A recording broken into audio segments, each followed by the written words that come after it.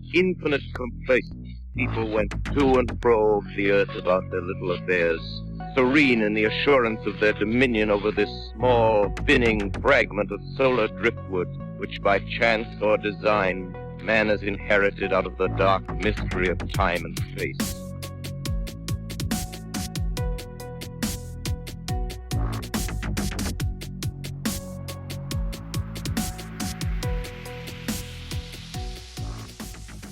Hey Shannon, it is Randy. I'm just calling to congratulate you on 500 episodes. 500 episodes. That is amazing. You are amazing.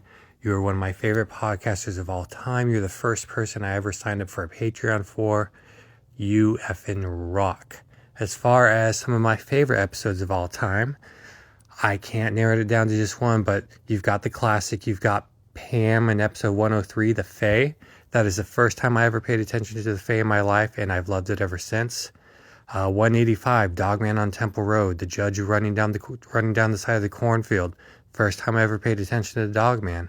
Now, I came your way for Sasquatch, so I already loved them before this, but episode 300, Sasquatch, Recluse of the Olympics, was just mind-blowing. The recordings, the evidence, the conversation, the Sasquatch calling the dogs on audio.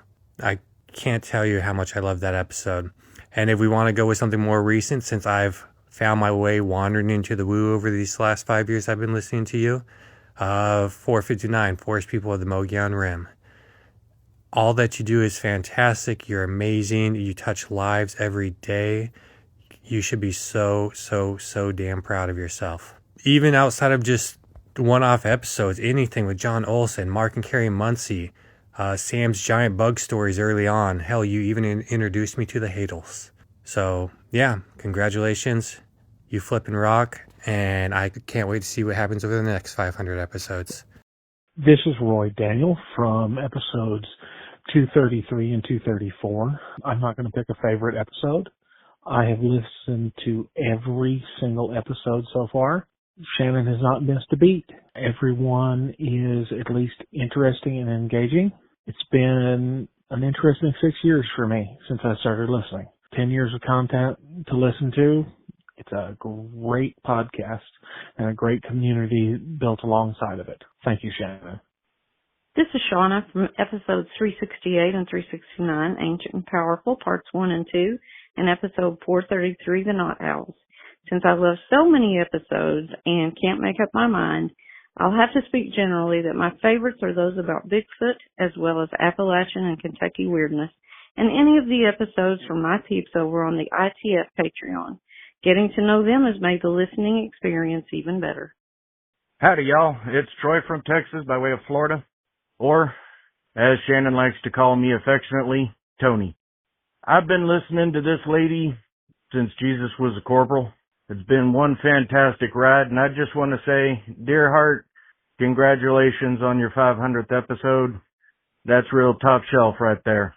Going back, I would have to say my favorite episodes are with the Muncies, with the Eerie, Florida crew. There's 724 episodes talking about their books, and fantastic books about the Eerie, Florida and creepy Florida, and talking about things like the skunk ape down south and all over, and the Barton Booger, and the gnomes of Bach Tower, and even old Hitler off there off the coast.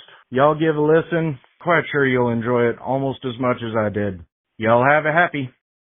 Hey, so for my favorite Into the Fray show, I guess I got that right. It would have to be when Shannon first started doing podcasts and interviews back in the Sasquatch Chronicles days. Privileged to know Shannon for 10 years. If I was to say, if I had a favorite show, it would be with John and Sarah Brown. And Shannon, very proud of you. Glad you've gone this far.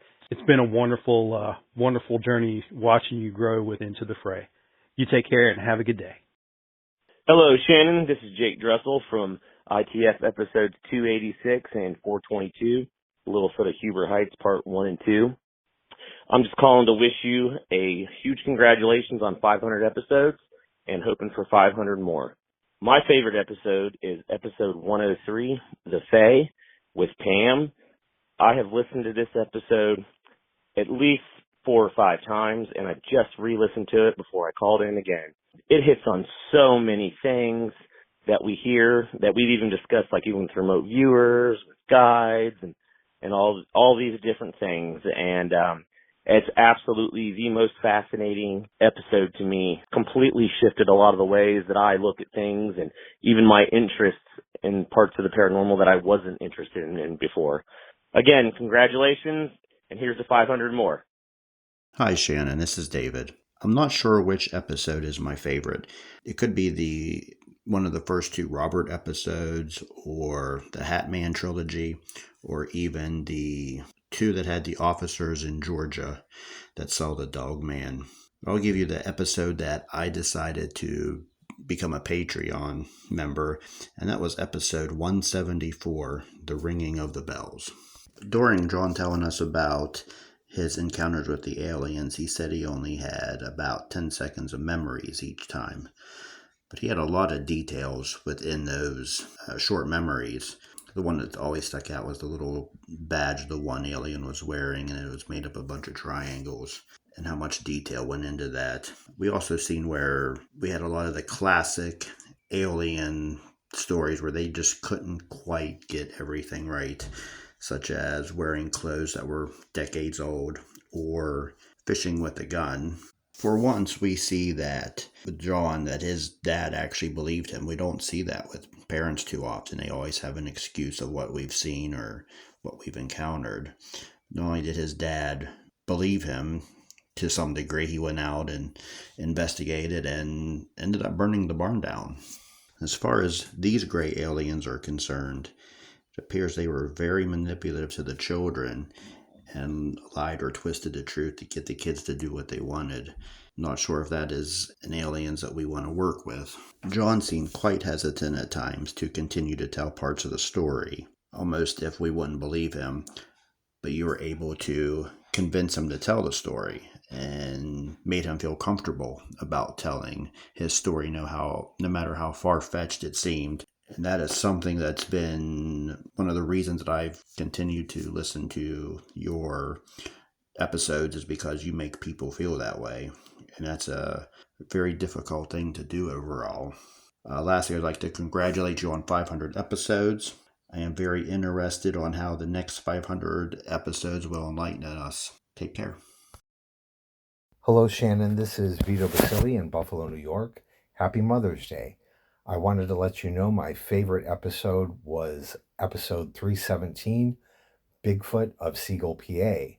I was born and raised in Pennsylvania, and when I discovered your podcast, shortly before I became a Patreon member, I started trolling it for anything about Bigfoot in Pennsylvania near where I lived to compare it to what my encounter was.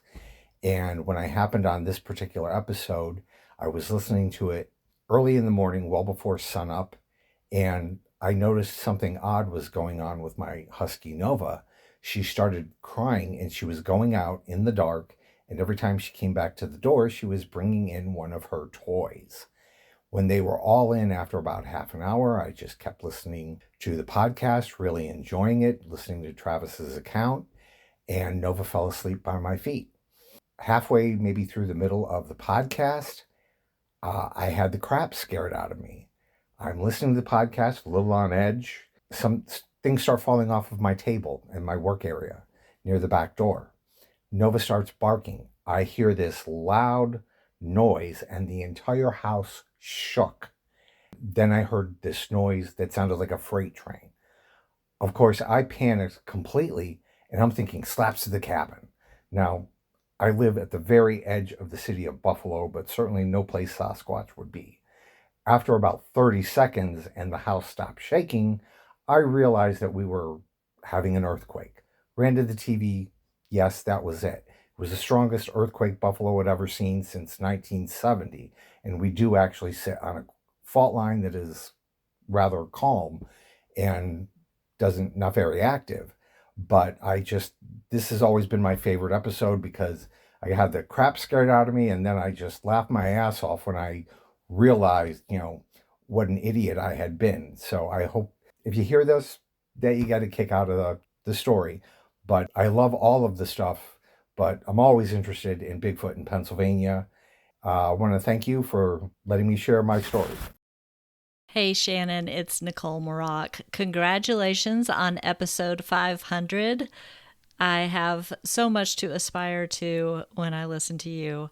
You have done so much good work for people, providing a platform to discuss all the weirdness that we love so much. And I just wanted to call in and let you know that my favorite episode so far is episode 392, The Troll. Tina and Laura of Freewheel Healing in St. George, Utah, discussed angels with blue eyes that smell like chocolate chip cookies, meeting the spirit of Christmas, and the troll at Walmart. And let me tell you, the two favorite things in that episode were the angels with blue eyes and the troll at Walmart. And as they were describing what happened with the troll at Walmart, I could totally see the whole thing play out in my head. And I was both disturbed and laughing at the same time. I have had moments where I've looked at somebody and felt like they were not what they appeared to be, but I have never had the experience of seeing a troll. And where else but Walmart? Where else would you see a troll? Anyway, that is my favorite.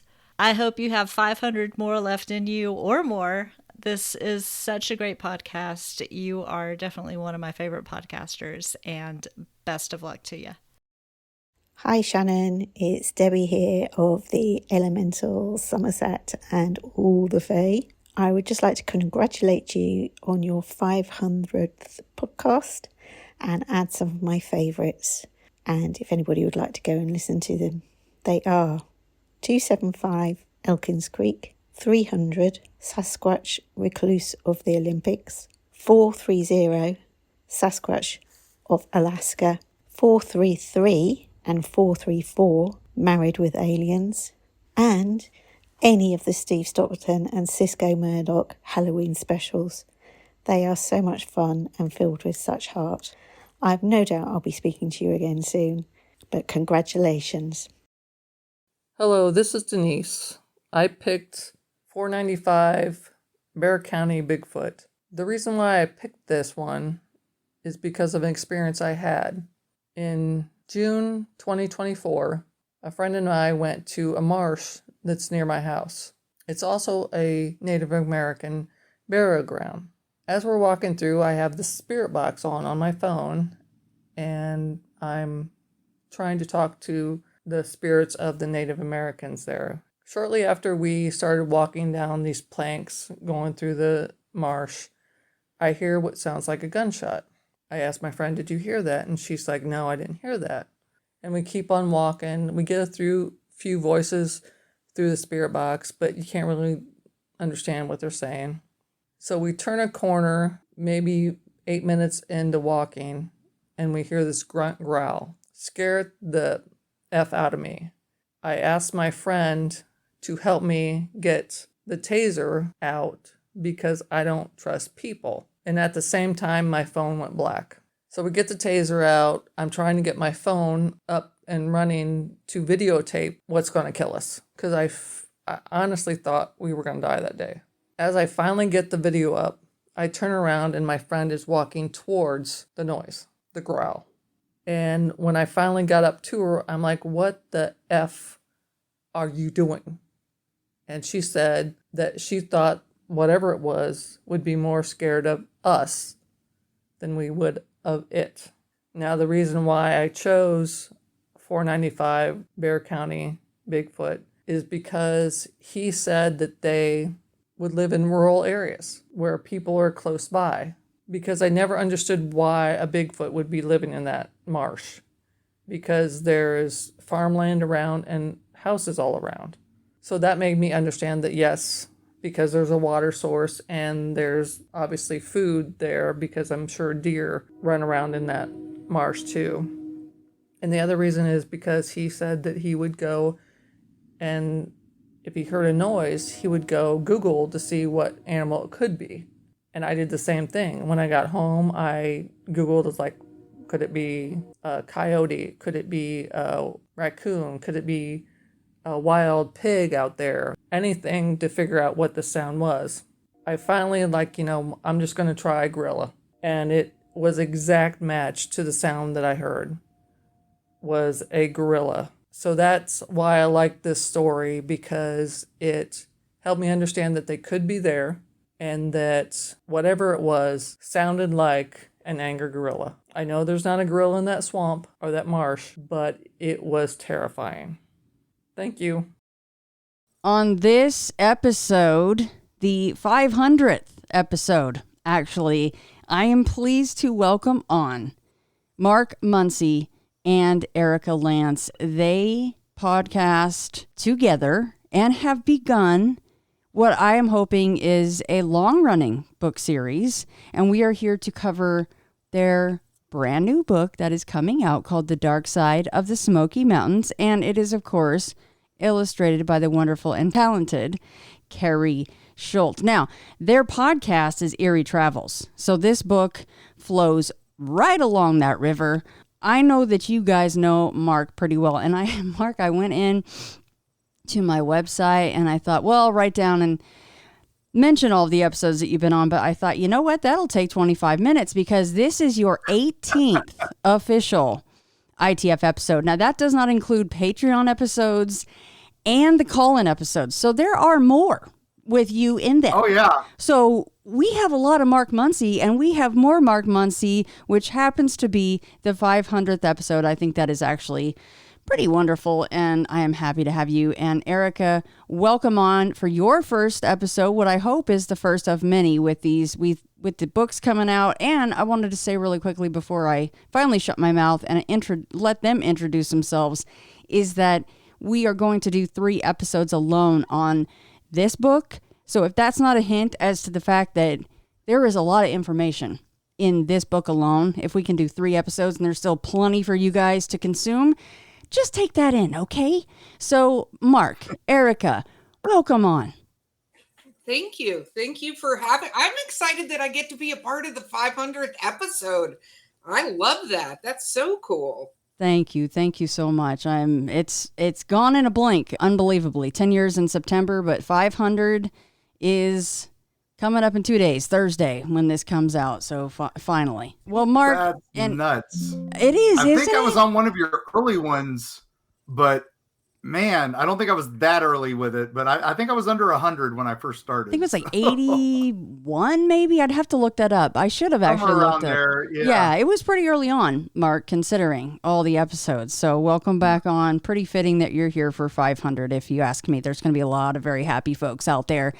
And okay, so I would like you guys to go ahead and just talk a little bit about yourselves, how you found each other, your podcast, all of that kind of thing, and what are the plans for these books? I hope there's more than just the one book, right? Oh, there absolutely is going to be more than the one book. So since Mark has been on here a lot, I'll jump in. My name is Erika Lance. I'm a horror writer. And so I will say that me and Mark have now discussed both of our histories, and we almost crossed paths about 5 million times before we finally did at Spooky Empire, and we met, which is a convention. So we met at a convention, and we know literally all the same people throughout our lives, which was really funny that we never met before then. But Mark being a storyteller and me being a storyteller, I have for years tried to get him to do a podcast, and I couldn't figure out why he didn't do it until it finally came out basically that he wanted a co-host. So I volunteered as tribute or lost a bet. It depends on how you look at it. So I joined Mark to be the co-host of Eerie Travels, and we're into our 2nd year of doing it, which has been amazing and fun. Mark? Yeah, well, for those who don't know me, I am Mark Muncy, the author of Eerie, Florida, Freaky Florida, and Eerie Appalachia, amongst others. I like to consider myself a paranormal journalist. I'm not a Bigfoot hunter, ghost hunter, UFO hunter, but I go out with Bigfoot hunters, UFO hunters, and ghost hunters and get their stories, get their information, and doing all the research and all that, digging into historical societies and museums. And I've stumbled on quite a few things that way. So it's been fun. I've been on Shannon's show quite a bit. I've been a fan of Shannon's from the beginning. So I'm happy to be back. It's just an honor. And like I said, Erika said, I've been on over 1,000 podcasts, and then finally she twisted my arm and got me into doing my own. And we've done about 200 episodes, which is crazy. So. I will agree, Mark. It is about time. So I'm happy that Erika was finally the one that got you into it. It was long overdue. Yeah, we've been doing this a while now, and we've had some amazing guests, but we also do our own little deep dives on stuff like that without guests. And then we get listener tales like your call-ins, but we get so many that we had to catch up. How many did we do in a row, Erika? Like I think 4 we did like episodes in a row? 6. We did 6 episodes in a row between questions and tales because we were the holidays. Everybody came up with scary stuff to tell us over the holidays. It was nuts, yeah. But we love it. We deal with everything from ghosts, UFOs, Bigfoot, missing time, glitches in the Matrix. You call it. We've got it all. So, yeah. And the book series, because you asked about that. So the Dark Side of the Smoky Mountains is the first in the series. Right now, we are knee deep in the dark heart of the Appalachians, which is going to be book 2. So we intend on we've planned out, I think, like 8 of these so far. So we're going around and finding all of the myths, monsters, legends, ghosts, and UFOs in these areas. And they're very neat because you can actually take the travel through the book. And we intend it that way, so that you can literally grab the book, start where we started, and follow a trip. Something else that I noticed is, and I love this, because when you're out and you're traveling, let's face it, who doesn't like to eat? I love to eat. Everyone else loves to eat. So throughout the Dark Side of the Smoky Mountains, and I'm sure this will be a vein that goes through all of the books, there is little half page or full page little blips on there. They're called Erika's Eats and Erika's Sleeps. And a lot of them are quirky places, or, they've got unique menus, or they're haunted probably themselves, right? And I thought maybe, Erika, if you felt like it, maybe one per episode, we could, an honorable mention that sticks out to you. It doesn't have maybe anything to do with the ones that I've chosen for that particular episode, but maybe you could give a special shout out to a cool place to stay or a cool place to eat once per episode, because I like that part of the book. I love that. And I love food and coffee and whiskey. These are 3 Amen. things that I enjoy. I like you, Erika. Yes. So I love to find, because I feel like, doing all these adventures, you need to find all the absolutely wonderful places to go eat and find, sometimes I need a couple shots before I go into the next place with Mark, because as any listeners to our podcast know, I will nope out of most situations that Mark's like, yeah, let's just go do this. Yeah. And the answer is nope. But sometimes if I get a couple shots of whiskey in me, I'm much more malleable to go into these locations. Mark's like pulling it out of the waistband, like, okay, Erika, time to go in. Take a couple sips. Take your Dr. Pepper. It's fine. Don't take worry your about medicine. the taste. It's all good. Close your eyes. Take your medicine. Let's go. Yeah, exactly. Pretty much. So I would love to. I'll definitely highlight every episode, a place that excellent. You can go eat or sleep, and some of them are haunted. So, sleep's negotiable depending on how you look at it. Yeah, you like good luck. It's a beautiful room. Good luck on the sleep. Have fun. Yeah. All right, exactly. So now I realize this is quite self-explanatory considering the title of the book, but I would like to go ahead and, if you guys could, one of you explain exactly where do we travel in this book. It doesn't have to be every single location. Just what's the net cover? Well, when I was doing Eerie Appalachia for History Press, we did the whole Appalachian Trail from Alabama all the way up to Quebec, which Joe Bob Briggs said, you're really stretching Appalachia. And I'm like, well, the Appalachian Trail. He's like, oh, okay. Yeah. Because he was upset I threw Jersey Devil in that one. But if you scale down, we realized while we were doing that, there was so much right here in the sub-range, the Smoky Mountains. And more or less, it's kind of like how Mothman in West Virginia is like the center of a big spot. This, we realized the Smoky Mountains were just huge with all these weird little holler tales and Cherokee legends and Choctaw legends, and then a little bit of Civil War history and all that. So way the travel worked is we realized Chattanooga was a nice little kind of the eastern hub of the Blue Ridge and Smoky Mountains. So you land in Chattanooga for your trip or somehow get to Chattanooga. And then you drive along the edge of the Smokies up through Knoxville. And we threw in a few areas just kind of in that area of Cherokee National Forest and all that. And then you come down through Knoxville into Gatlinburg, Tennessee, Gatlinburg and Pigeon Forge. You go through what we call Baptist Vegas. And we had all these little side things there into the heart of the Smoky Mountains National Forest, the Great Smoky Mountains National Forest. And from there, you come out on the other side into Cherokee itself, the Cherokee Reservation. And the only reservation anybody can drive through, they're open to the public. And then you come along the backside of the Smokies through North Carolina, and you go through Silva, Waynesville territory, we call it, and then out in Franklin, and then off to Murphy, and then you're back to Chattanooga. We threw in Asheville as well, which is kind of on the edge of it, because there were just so many ghosts there. We had to throw that in.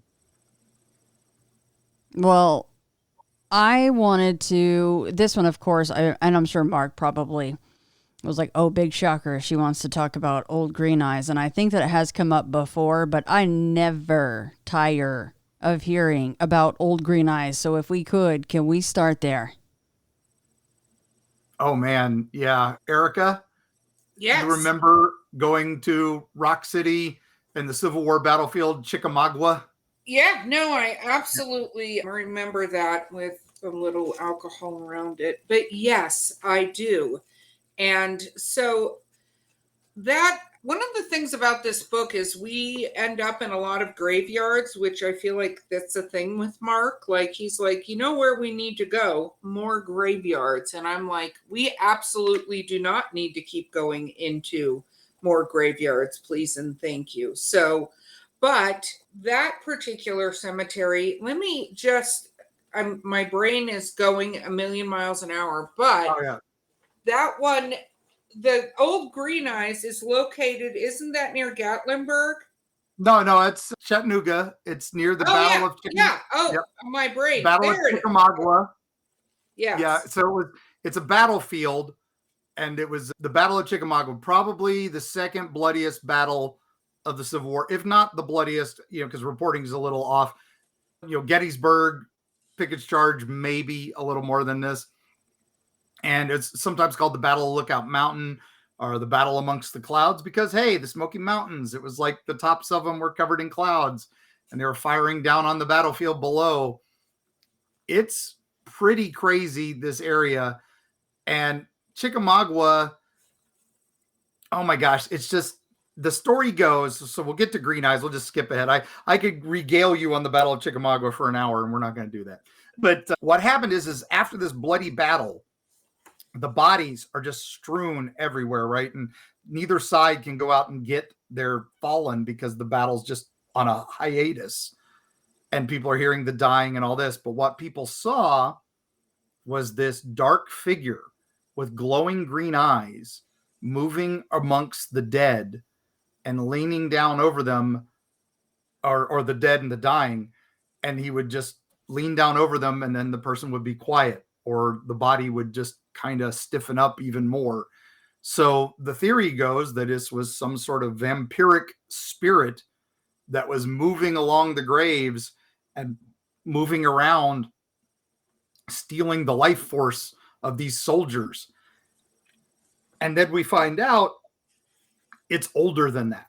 There were plenty of other sightings of this thing that date back, including the Cherokee mentioned the green-eyed spirit. I forget their name for it. I'm terrible at pronouncing the Cherokee names. We had a wonderful advisor on this, Kathy Littlejohn. She's a storyteller out of the Cherokee Reservation, and she gave us all the names and the proper spellings and all that so we could be respectful of the lore and trust. And I don't think she had even heard of Old Green Eyes before we meshed them with this spirit. And so that's what you learn. There's all these connections that many people didn't put together. And yeah, Old Green Eyes, we had a park ranger there who Erika remembers that he told us that he saw a strange hitchhiker one night in the battlefield when they're not supposed to be out there after dark. And he went up to him, and the guy just kind of looked at him, just kind of disheveled looking clothes, bright green eyes, and then he vanished right in front of him. So is he still there? Likely. Yeah, no, and he also mentioned that they thought that Green Eyes was rumored to be a man who lost his head by a cannonball, which we've heard that story a few times. Yeah. So I just think headless horseman tale. Yeah, it's like a headless horseman, and they think maybe he's searching for his head, but I'm like, that doesn't explain the eyes, like, because you generally have to have a head to have eyes, Yeah, just like a disembodied situation, just floating eyeballs. That would be pretty horrific. Yeah. Although I've decided I kind of want a Green Eyes plushie. I mentioned that in the book. I think that we should have that. Yeah, the Green Eyes Festival in October. I'm pretty sure that would be a hot seller. I'm not going to lie. Yeah. They have a mascot. They have a mascot. It's a guy in a cosplay. It's just like a black suit with a bug-eyed head with big buggy green eyes. It's hysterical. Yes, Chattanooga National Cemetery. By 1870, it had over 12,000 interments from the Chickamauga battlefield. So like 8,000 some known and 4,000 some unknown soldiers. Wow, that is crazy. No wonder these are such active locations. And speaking of that, there's also, we have a lady in white out that way too. Yes. Erika loves her ladies in white, right? I do love my ladies in white. My ladies in white are vengeful ghosts. So I have a whole theory about ladies in white, because I think that, the lady in white has a story, but people see lady in white all over the world, right? And they're usually dark-haired, walking along the side of a road or a bridge, and they appear to be wet most of the time, like they fell in water, and they always go, well, it's this person and it's that person. I'm firmly convinced that most of the time those ladies in white are something else, some other kind of demon or something that is out there, because too many people see them, and they can't all be, Sally the ghost. But this lady in white, Mark, do you want to start off the story? Yeah, the story about her was that there was a nurse there in the battle, and possibly they're kind of blurring it with this other lady that was also a nurse there. And she's kind of like the Florence Nightingale of the battlefield. But there was also a lady a number of years later that did the same thing during the yellow fever outbreak and during the tuberculosis outbreak. And so I think her stories kind of merged, and I think it's all of these ladies kind of fit the lady in white of this graveyard. And they didn't really report her until the 1950s. So I don't know the Civil War stories. I can't find an actual Civil War story of the lady in white there. So I don't know. I love the graveyards of Chattanooga. There's so many good ones. We did find a green lady too, and I loved her story. That was, talk about venge stories. That was, this guy had a wife that was sickly, and he kind of pushed her out in her wheelchair to a river. This is actually in Greenwood Cemetery, so appropriate for a lady in green. And he just pushed her into the lake, and that, because she was yellow fever victim, and he didn't want to deal with her. So, and then within a week, ever the dutiful husband, he found a mistress. And then, that was it. And then, but she comes back as a green mist, and supposedly came and killed the husband and the mistress. So we love that. I just love the ghosts of Chattanooga. I love vengeful ghosts. And one other cool thing which we should mention is one of the most famous female baseball players is Jackie Mitchell. Yes, Jackie Mitchell. And she was one of the female baseball players. We've all heard of A League of Their Own, but she was one of the ones that played. And there is a rumor that she struck out Babe Ruth. It's not a rumor. We have the story that but the question is, was it a setup? Yeah. But because she played for the Chattanooga Lookouts, which was a minor league team, so she's technically official MLB before MLB.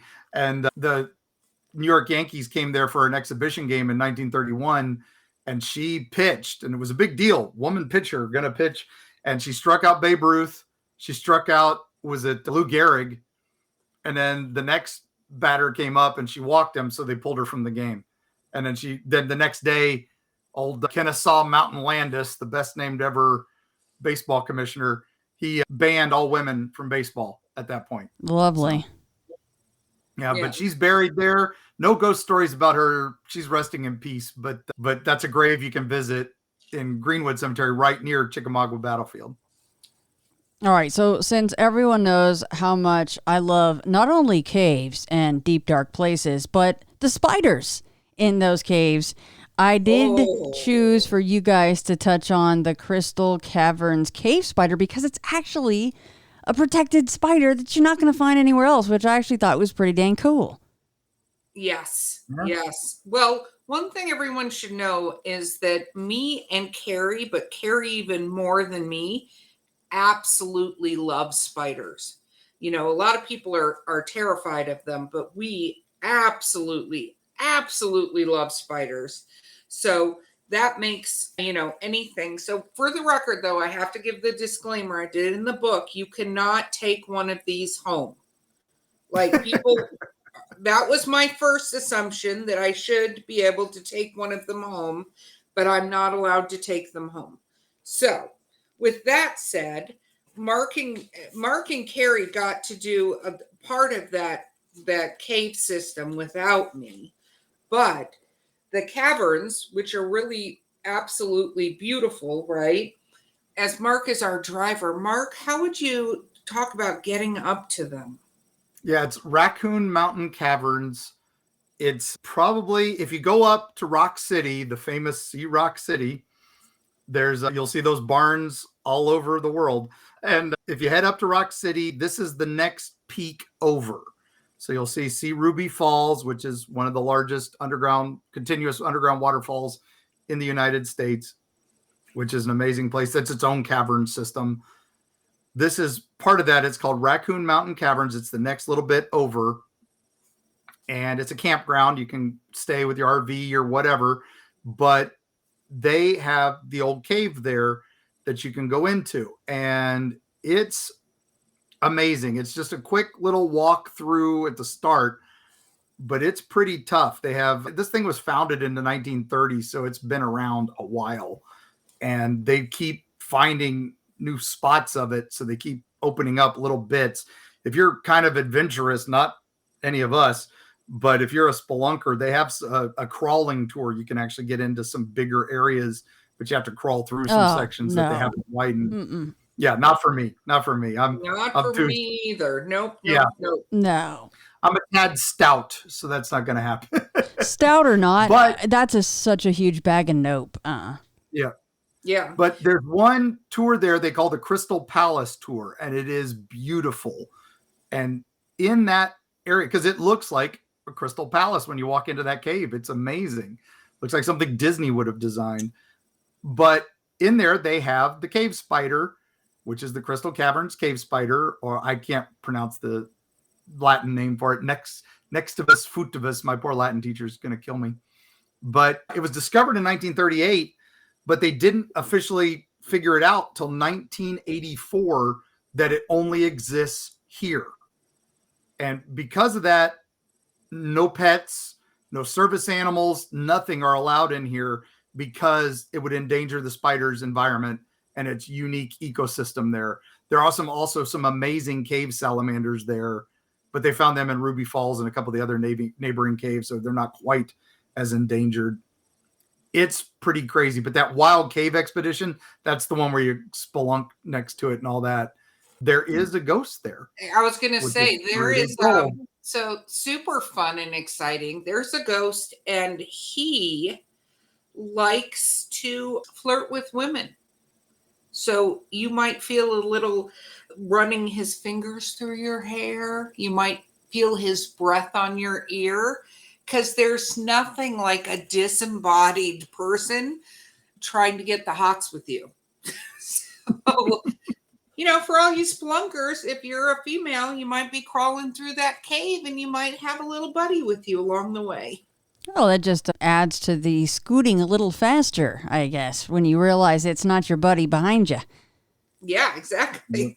It's nothing like getting flirted with in a cave by a ghost. Yeah. Caves aren't creepy enough. We have to add that in. So, do you guys know, are there any reports at all of this spirit touching or interacting with males? Not many. There was a report that this one guy's wife was getting the treatment, and he got upset. So he started like provoking, saying, "Hey, stop that, whatever, you got to stop this. This is my lady." And he got a shove,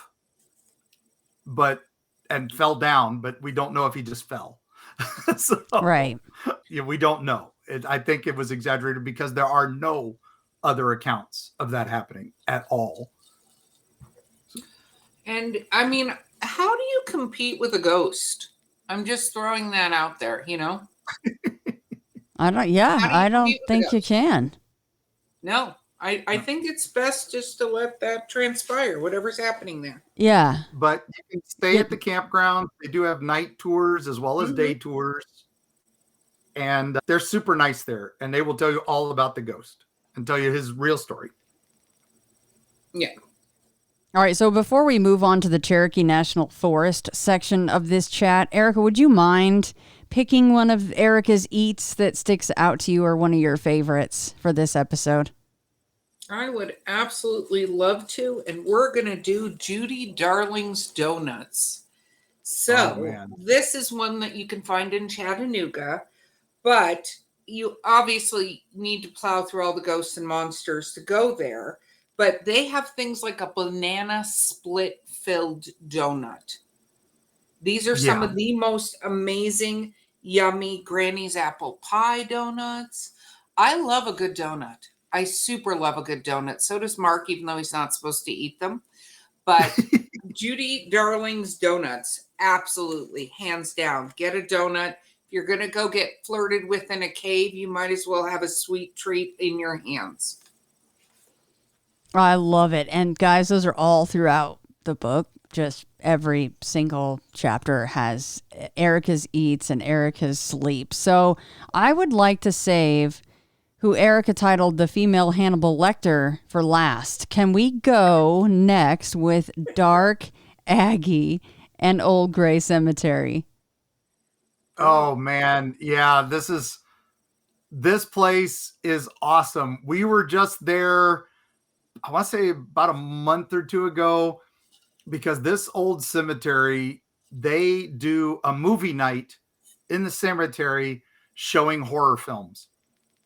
And they did the classic Return of the Living Dead in the cemetery. You want to talk about amazing experience. Mark used the term amazing. I use the term terrifying. Where I don't want to be looking at a bunch of zombies on the screen is where a bunch of zombies can come out of the ground. Yeah, that's their home base. And Mark's like, oh, I love this place. Erika's like, really? No. Where's my whiskey? Nope. And of course, Carrie is over there taking pictures of the butterflies on the gravestone. Absolutely. Or sketching things. Or sketching. Yep. So it's named, the cemetery is Old Gray Cemetery. It's just outside of Knoxville. It's kind of in Knoxville. And it was named after the poet Thomas Gray. And it's just beautiful. It is one of the prettiest graveyards I've been in. I've been in a lot. And this was back during the garden cemetery movement of the mid 1800s, where cemeteries were the place you went. You went and had your lunch there. You went and visited with the dead folks and had a nice place to visit and all that. So it's just an amazing place. Yeah, and I think one of the things about this cemetery is that it was set up that way to almost be like a like this gardens thing. So it's not like you go sit in front of a bench in front of just headstones. Like, it was very much designed to be this beautifully laid out place, which is still haunted by a really creepy entity. So, among other things.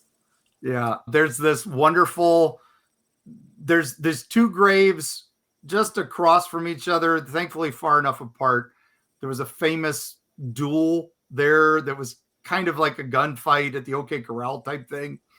There was the family, the Mayburys versus the O'Connors, and there was a fight at a tavern, and then there was one of them vowed to get revenge on the other and basically killed the other guy with a shotgun, and they were both buried on the same day. Both families buried their men on the same day on the other sides of the cemetery. Talk about Hatfields and McCoys about to happen again.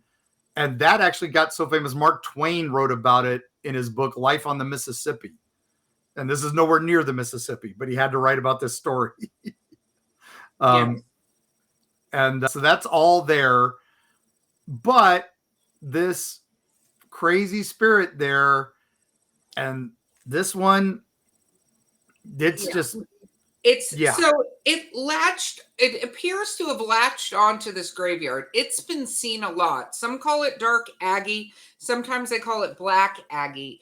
And what it appears to be is like a skeletal male in a cloak that floats on mist.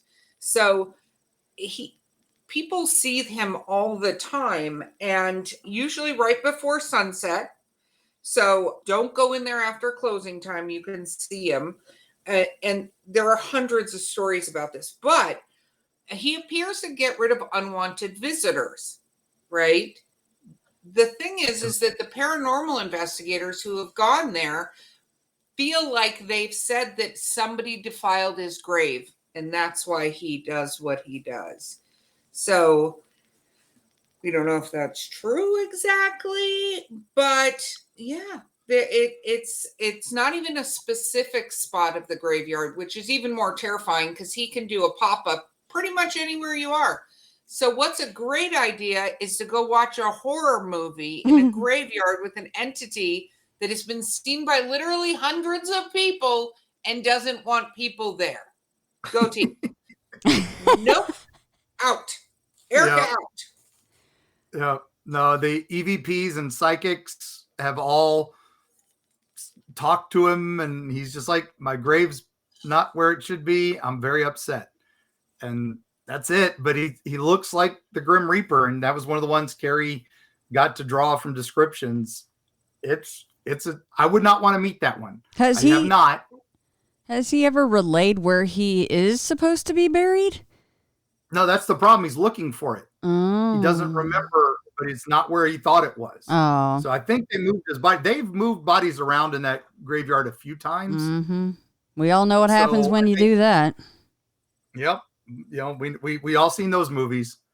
So, there's another dark Aggie, black Aggie up in New England, and it's a big creepy statue. And I think some people get these two mixed up when they're talking about dark Aggie, black Aggie. I learned that researching the history of this one. It was like, oh, there's all these stories. I'm like, oh, there's a statue there that looks just like it. Oh, wait, no, that's in another cemetery. Wow.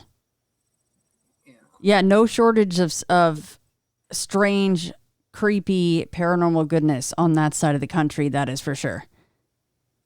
Yeah. Oh my gosh. Yeah. That's these cemeteries, these places. There's so many beautiful ones. Knoxville, Chattanooga. I mean, everywhere. We talk. How many graveyards do we visit for this book? Oh, way too many. So I don't want to keep talking about the graveyard. She's like, don't remind me of my graveyard PTSD.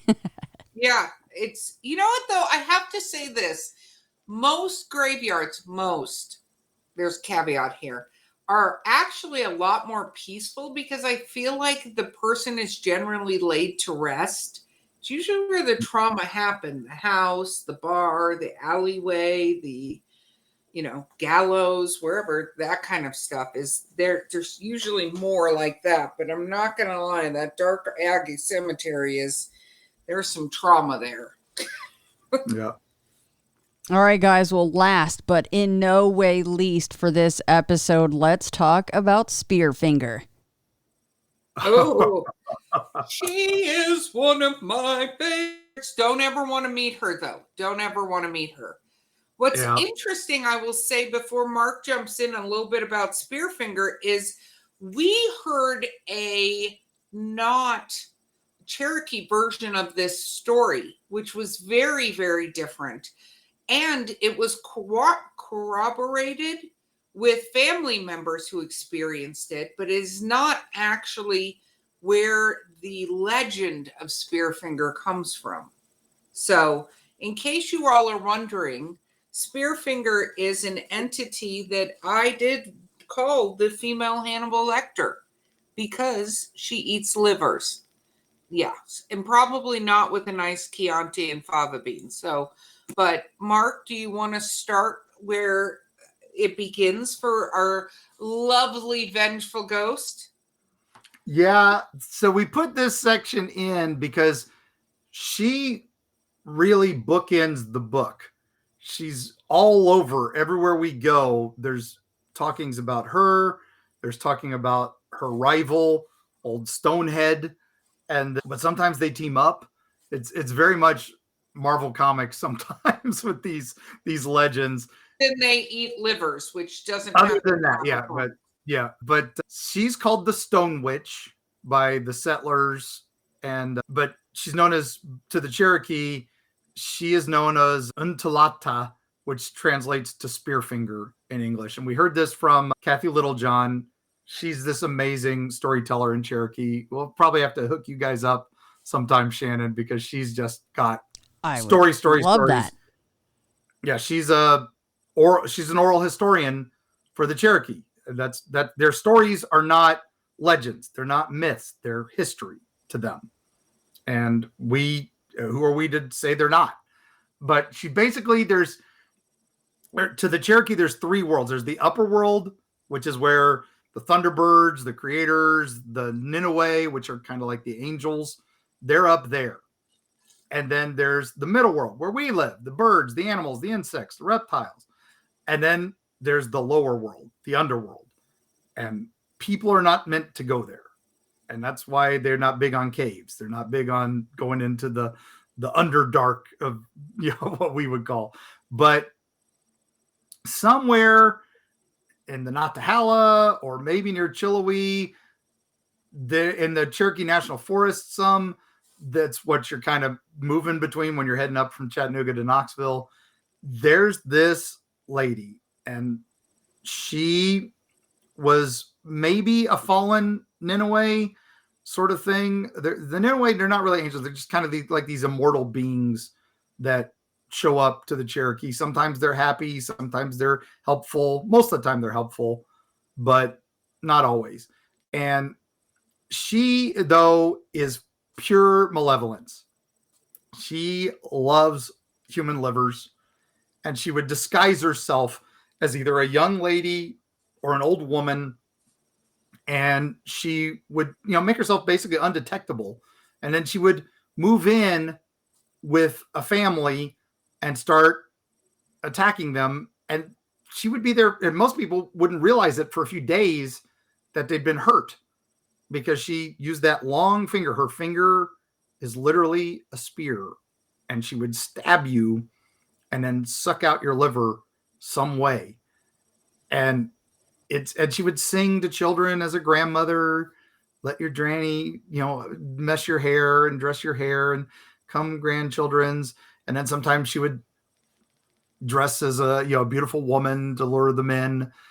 Usual stuff like that. We get that a lot with these stories and legends, but I think she really did this because the tribes got together and said, we have to get rid of this. because she is killing many, many, many of our people. And this is the first time several tribes got together and held a council, the Chota, the Sedeco, the Tanai, the Tamatli, and there's so many. And with the Cherokee, they just had this huge council, and we have records of that. And the medicine man said, I've got an idea. We already know her tactics. We just don't know how to kill her. But let's make a trap, and we'll trap her, and we'll figure it out how to kill her later. And one of the ways she would hunt is the Cherokee used to get chestnuts. Now, the chestnuts in this area had a bad blight, and the American chestnut is almost gone. We're trying to restore it, but it's one of those, it almost died out. It's very rare to see them. But here they used to be everywhere. They were the dominant tree of the Smoky Mountains. And there's a lot of good food in a chestnut. So what they would do is they'd set these little brush fires. The chestnuts would fall. Hey, chestnuts roasting on an open fire. And then they would run out and gather it. So they said, hey, let's dig a pit outside this town. We'll roast the chestnuts. We'll do a fire. She'll come out because this is how she hunts. She'll grab stragglers out there. And then she'll fall into the pit. And then we can figure out how to kill her. So I think this was a brilliant plan. Yeah. I like this. We're going to refer to this as Plan A. Exactly. Yep.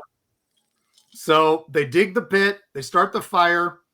Sure enough, this little old lady comes walking up, and she's singing a song. And then she's like, hey, I saw the fire. I'm lost. I'm from the neighboring village. Please let me in. And one of the warriors is like, yeah, okay. And then the medicine man like smacks him on the back of the head. You idiot. This is what we want. she's got to be who we're looking for. So they let her fall into the pit. She starts screaming. She turns into the stone lady, the spear finger. And they're like, we got her. Let her have it. So they start firing arrows at her, throwing spears at her. They're all just bouncing off because she's made of stone. No good.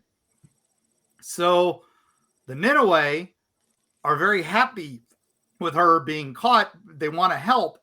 So these celestial beings send down a titmouse bird, and it has the legend of how to kill her. And it says, un, which to the warriors sounded like unahu, which is Cherokee for heart.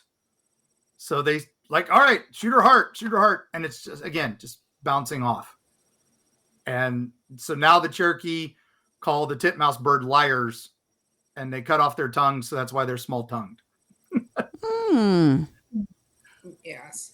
So they had to come up with another bird. Yep. So now they send down the Carolina chickadee, and it comes down and it lands on her right hand just above that spear finger. And that's when they realize, oh, aim for her hand. And so she kept her hand in a double fist, but they could see her heart was in her hand. And they finally were able to sever her wrist, and then she just falls to the ground. And supposedly that's the end of Spearfinger. But yes, that's the thing. And now the chickadee is called the truth teller. So we should mention that. And it's supposedly, if you see a chickadee, it's meant to keep you safe. And so Carrie drew chickadees, and they're on basically every page of the book down in the bottom corner when you're flipping through the book. I thought that was great to protect us. Oh, that's cool. I did notice the birds everywhere.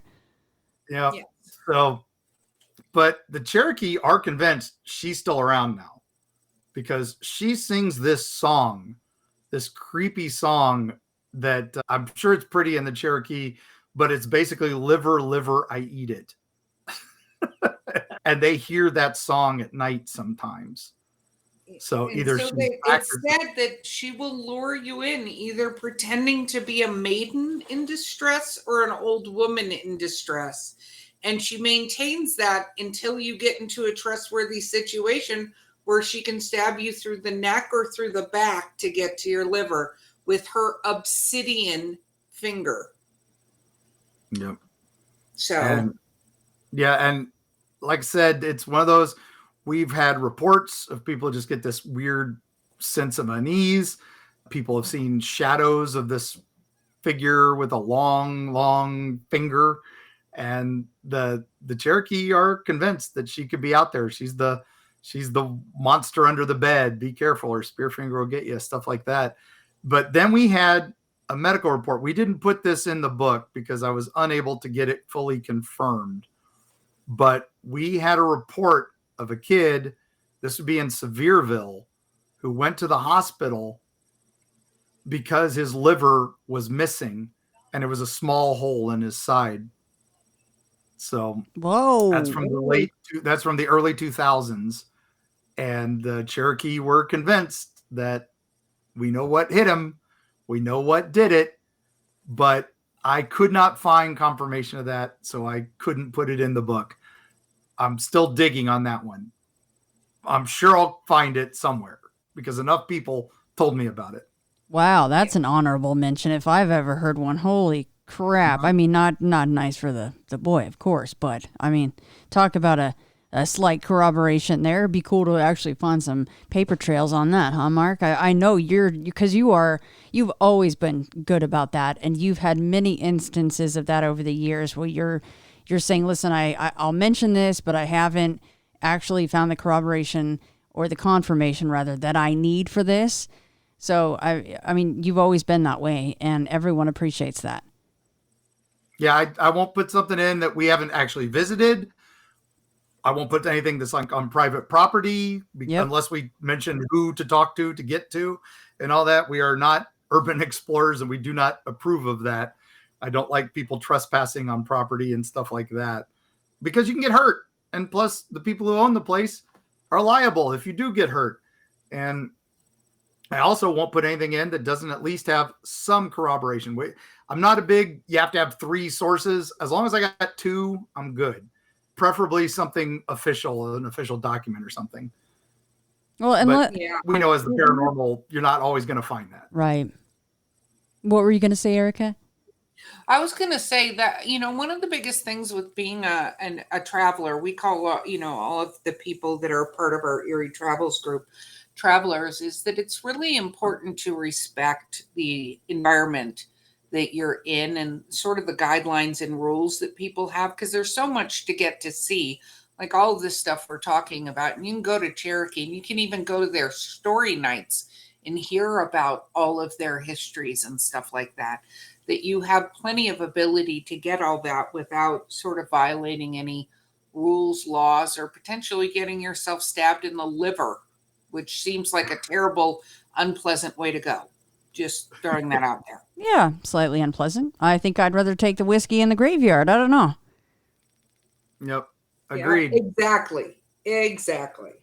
And so just kind of closing out the encounters and the stories and the legends here, might I just say, and I'm sure you two would agree, that if there's whistling coming from the woods, baby cries, or if there's some kind of, it sounds like singing, do not go into the woods, okay? It's nothing good. Unless you are lost and people are looking for you. Yeah, that's the only time. You don't respond, period. No. You don't respond. It's how many letters do we get, Erika? How many emails? Oh my gosh. And just for the record, only if you don't know what direction you're heading when you're lost, because there's a 50-50 chance whatever voice you're hearing is not there to be helpful. So yeah. I mean, we get so many, and gosh, we had one that literally sounded like they were about to be abducted by fairies and never come back. Yeah, this is not a you will receive a high five and a hot chocolate situation. Okay, folks, let's just stick in your camp and with your friends. Don't get all like I'm going Indiana Jones over here. No, I mean, if you are with a team and you're out Bigfoot hunting or something like that, yes, investigate. But again, don't stray from your group. Don't you always never go alone. Period. Oh yeah, even if you're not out there for paranormal stuff or Bigfoot stuff, that's just not smart. I was going to say another word, but exactly. Yeah, it's not a pleasant thing. You're not going to win a prize for being out there alone. You're not Bear Grylls. Sorry. Even Bear Grylls screws up sometimes. These guys also get themselves into really hairy situations, pun intended. So everybody mind your P's and Q's. Okay, guys. Well, let everybody know about the podcast, where to find that. And of course, when is The Dark Side of the Smoky Mountains coming out? It officially releases August 23rd, but if you go to EerieTravels.com, you can find links to where to listen everywhere. We are even on YouTube and things like that. And then our events page says where we're going to be, and we will have advanced copies for purchase at our events. And it comes in both. I mean, you can get the ebook, but I do not recommend it because all of the beautiful pictures and images don't go well in ebook form. So you can get it in paperback or an absolutely beautiful hardcover, which if you take the jacket off has the full maps of the Smoky Mountains, and the hardcover has color pictures. So if you're into that sort of thing, you can come find us at one of the many events we'll be at and get that signed by us. And how about the podcast, you guys? Where all can folks find that and Eerie Travels?